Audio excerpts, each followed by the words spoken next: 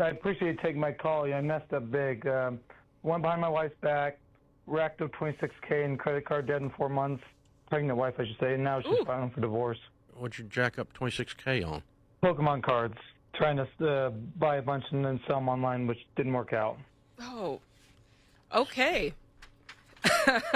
All right. She's filing for divorce. Sounds Yeah. like things were pretty rocky before. Yeah, it's not because of these Pokemon cards. Yo, $26,000 in credit card debt in 4 months is insane. It is completely insane. And the poor wife has to deal with something like that when she's pregnant. And listen, for some strange reason, I kind of get it. But hold on, I kind of get it because you're trying to find ways, especially when you find out that there's a baby coming on the way. You try to find ways to try to like set their future up and and just find ways to just make extra money to just help the situation.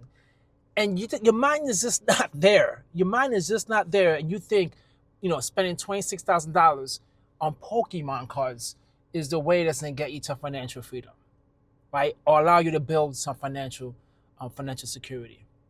And obviously that is not the way to handle the finances. Sometimes people just need to just recognize, a lot of people fail to recognize that all you need to have is just a basic foundation, right? Just slow down, cut back your expenses, especially when newborn is coming, and just chill. Just chill. Everything is gonna be all right. Everything is going to be all right. Just cut your expenses, start saving, pump up your emergency fund. Everything is always going to be all right. Listen, I don't know how, but I thought the same way when my first son. I was like, how the hell am I going to do this? And now he's 17 years old, and I still say I don't know how the hell I did it. You always find a way to get it done. You always think there's not enough money, and it always is enough money. You just start making cuts on certain things in your life that allows you to free up some money to handle the situation. Things always pop up, and you just always take care of it. But you cannot explain to a female, I'm in $26,000 in credit card debt because of Pokemon cards. And to be very honest with you, I never met anyone, like an average person, that made so much money on Pokemon cards or had to put up $26,000 thinking they could flip the cards online. Like, what makes you think you could buy $26,000 worth of Pokemon cards and flip it? Right now, once again, I'm not a Pokemon enthusiast. I'm not that type of person. But that's just, to me, like, I don't get it. It's not my world, and I don't get it. To me, that's just, I didn't want to bash anyone who does Pokemon trading. I don't get it. Maybe I could learn something new.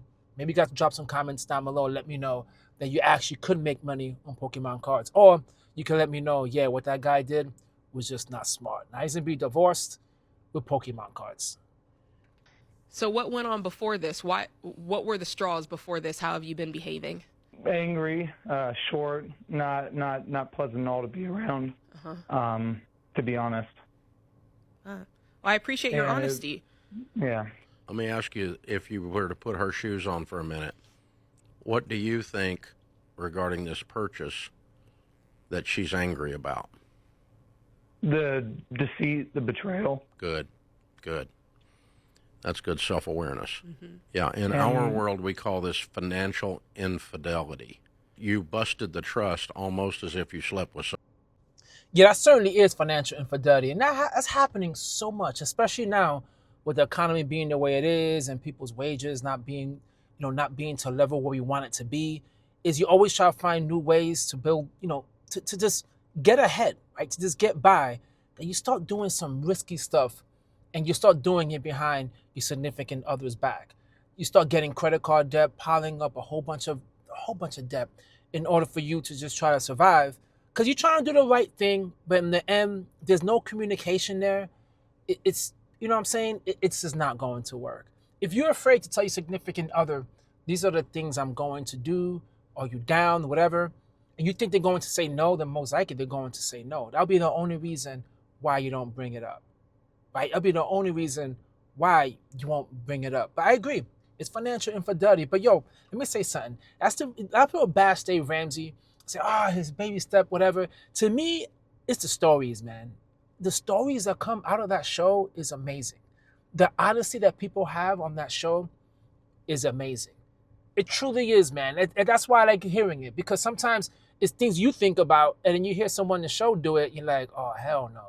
And you get to hear a different perspective from it. So that's the thing about the Dave Ramsey show that I love, is the stories. Now, I haven't heard it in years because Dave Ramsey kind of gone a little too much on me. But overall, though, man, stories like that, Pokemon cards, man, that's that's the reason why I listen to his show. But anyway, guys, drop a comment down below. Let me know what you think about that. You think buying Pokemon cards is a great investment? That's wild. Drop a comment down below. I'd love to hear it. At the same time, hit the like, leave a comment, and subscribe. Peace.